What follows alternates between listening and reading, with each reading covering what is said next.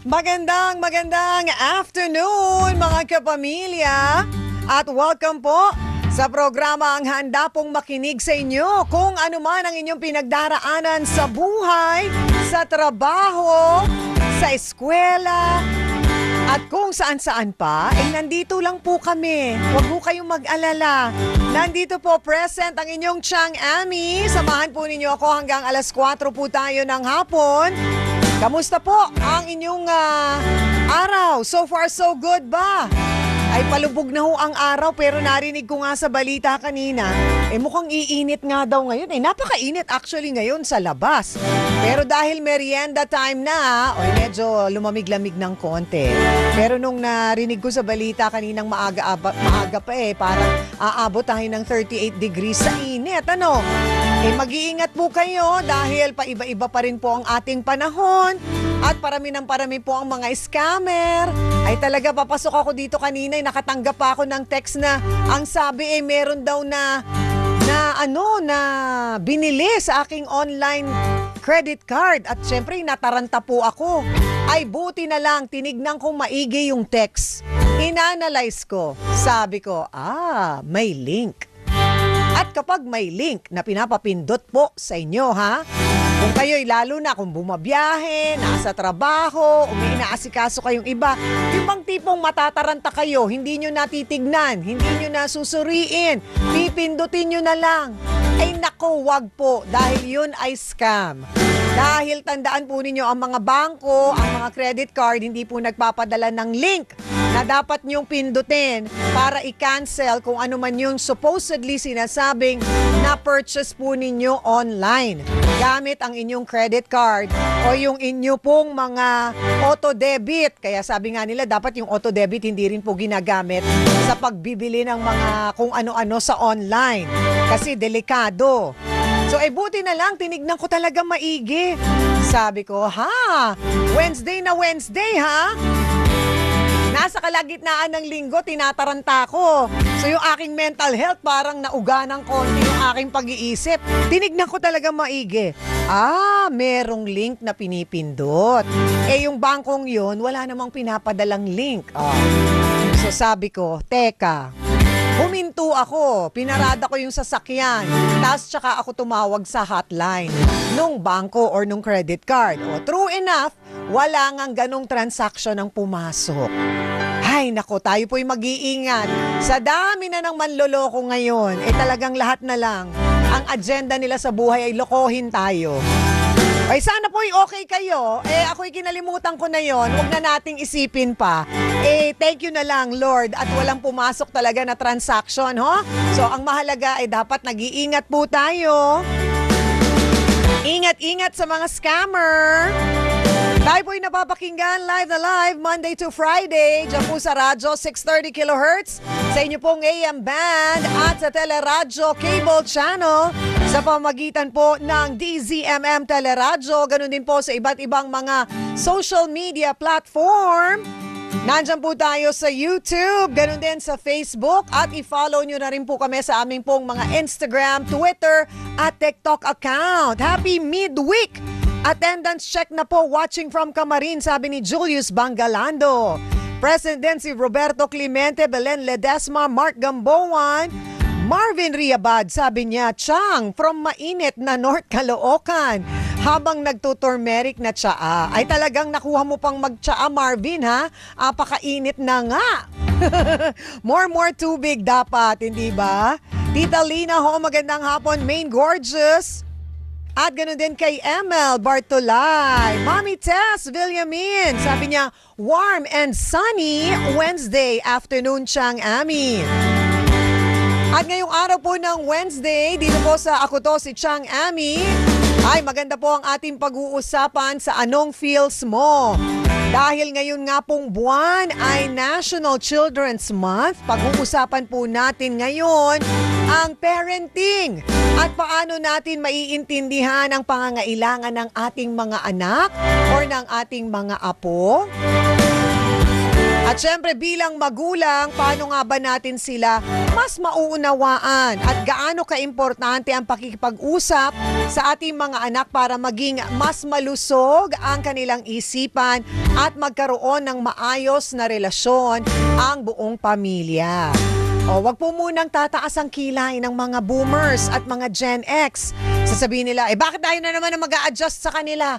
Ganun po talaga. Hindi po porke tayo ay mas may edad ng konti, hindi na po tayo matututo. Kailangan matuto pa rin tayo, no? Charity Casipi, yes, Christian Gatbunton, Amadeus Andre Perez, excited na daw siya sa Miss Universe Friday. Nandyan ang ating kasamang si Diane Castillejo. Kaya ako ang nag-host ng ABS-CBN Christian Fellowship kagabi. Kaya maraming salamat sa lahat ng mga nakasama natin doon. Si Pastor Dolphy Jr., si Miss Joyce Ann Burton Titular, pati na rin si Ma'am Chit at si Miss LT, at sa lahat ng bumubuo ng ABS-CBN Christian Fellowship. Mahanap niyo po yung kanilang Facebook page para po makasali po kayo. Once a month po yan, online. Meron po.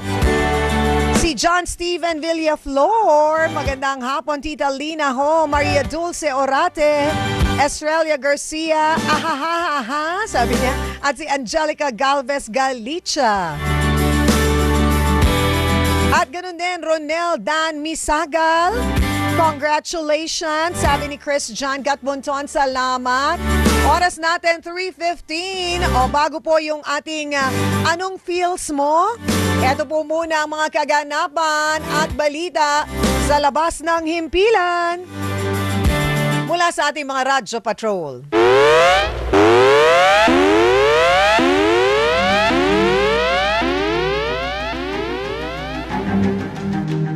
PNP iginiit na nananatiling profesional ang kanilang hanay sa kabila ng aligasyon ni Senator Marcos sa Pangulo na paggamit ng iligal na droga. Narito po ang balitang kumpirmado, sigurado.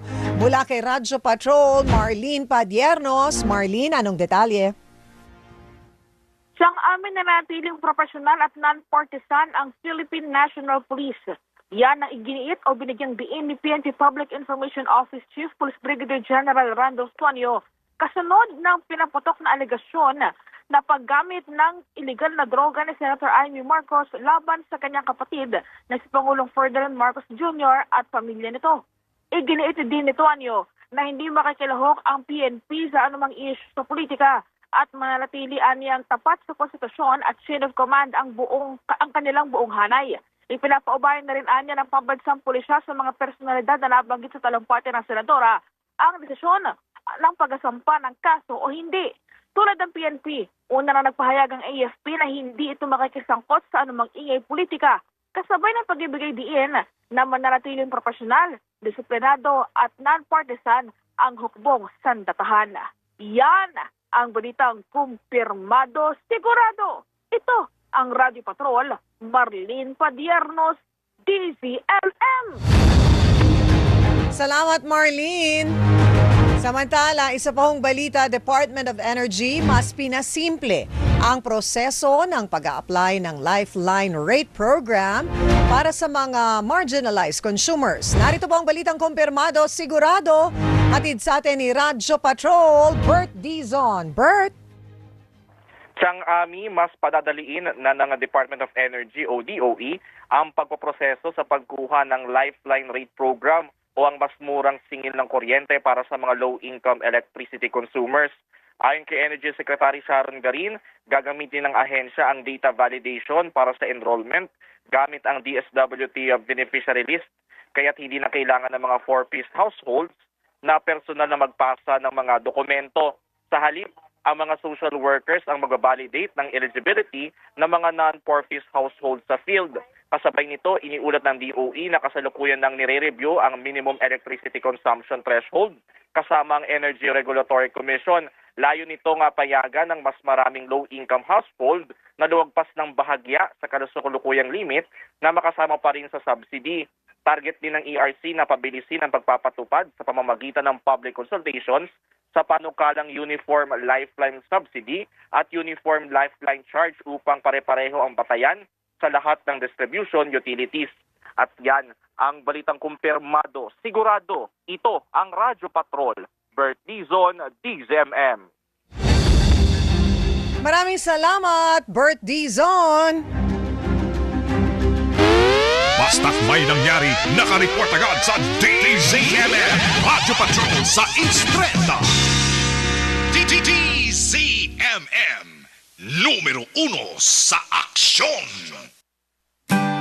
Oras po natin, 3:19 ng hapon. Marilu Dones, happy Wednesday also to you.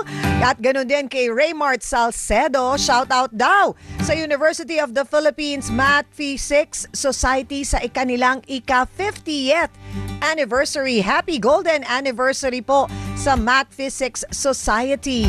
And hello din and good afternoon from Laguna si Lenny Bermudez. At magandang hapon din kay Grace Groyon. O sa ating pong pagbabalik, kasama natin si Coach Rainier Grospe mula po sa Limitless Life Coaching para po sa ating usapan tungkol sa parenting with purpose. Sa pagbabalik po ng Ako To, si Chang Ami, sandali lamang.